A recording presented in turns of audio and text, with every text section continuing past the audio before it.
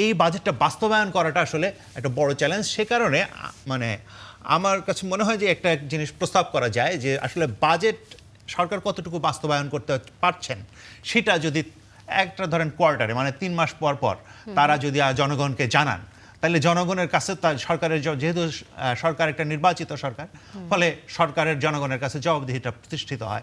আপনি কি ধরনের সুশাসন দেবেন, কিভাবে সিন্ডিকেটকে আসলে আপনি নিয়ন্ত্রণ করবেন।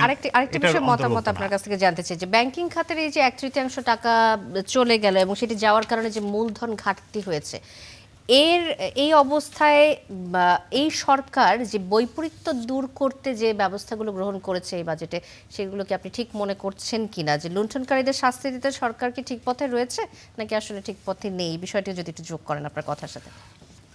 ঠিক আছে, আমি বলি যে ধরেন একটা এই জায়গাতেই আসে, মানে ধরেন আপনি কি ধরনের মানে পরিকল্পনা করছেন। ধরেন একটা সরকার এটা কিন্তু আসলে বাজেটের ভেতরে পুরোপুরিভাবে প্রতিফলিত হবে না। সরকার আসলে অন্য কি ধরেন ন্যায় বিচার আসলে কিভাবে চলছে, আপনি আসলে কিভাবে রিকভারির জন্য ইন্টারন্যাশনালি লবিং করতে পারছেন, এগুলো আসলে আলাদা আরও অনেকগুলো বিষয়ের সঙ্গে যুক্ত। তো সেইটা একটা বিষয়। ধরেন আপনি কি উৎস থেকে আয় করবেন সেটারও তো গুরুত্বপূর্ণ একটা বিষয়। ধরেন এইটা কিন্তু প্রধান সমালোচনা অনেকেই করছেন যে আসলে রাজস্ব আয়ের যে লক্ষ্যমাত্রা নির্ধারণ করা হয়েছে সেই রাজস্ব আয়ের লক্ষ্যমাত্রা অর্জিত হবে না বা এরকম বলা হচ্ছে। কিন্তু আসলে রাজস্ব আয়ের লক্ষ্যমাত্রাটা যেটা নির্ধারণ করা হয়েছে, আমার কাছে মনে হয় যদি আসলে সরকার সঠিক পলিসি নিতে পারে, যদি আসলে অটোমেশন করতে পারে, যদি আসলে এই যে বিভিন্ন জায়গায় যে ছিদ্রগুলো এগুলো বন্ধ করতে পারে, দুর্নীতি বন্ধ করতে পারে, তাহলে এটা আসলে অ্যাচিভেবল।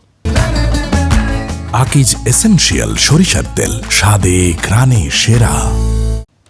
এবং বাংলাদেশে মানে একটা বড় অংশের করদাতা আসলে নতুনভাবে যুক্ত হতে পারে, করের জায়গা যুক্ত হতে পারে। এটা অন্য আরেকটা বিষয় বলি যে ধরেন উনি বললেন যে দেশের অভ্যন্তরে থেকে যদি বেশি ঋণ নেওয়া হয় তাহলে আসলে বিনিয়োগের জন্য বেসরকারি খাত আসলে ঋণ পাবেন না। খুবই সত্য কথা। কিন্তু উনার দলের যিনি আবার বলেছেন, তিনি বলেছেন পুরোটা উল্টা, যে বিদেশি ঋণ নির্ভর মানে এই বাজেটটা। তাহলে বিদেশি ঋণ নির্ভর, সরকারও বলছে যে বিদেশি ঋণের উপরে এক্ষেত্রে একটা নির্ভর করতে হচ্ছে, কারণ দেশে আমরা বিভিন্ন ধরনের বিনিয়োগ এটা বাড়াতে চাইলে আসলে যেটা করতে হবে সেটা হচ্ছে যে আসলে এই অভ্যন্তরীণ যে খাতে ব্যাংক থেকে যে আমাদের ঋণ নেওয়ার পরিমাণ সেটা আস্তে আস্তে কমাতে হবে এবং আগামী বছরে কমানোর একটা তারা টার্গেট করেছেন।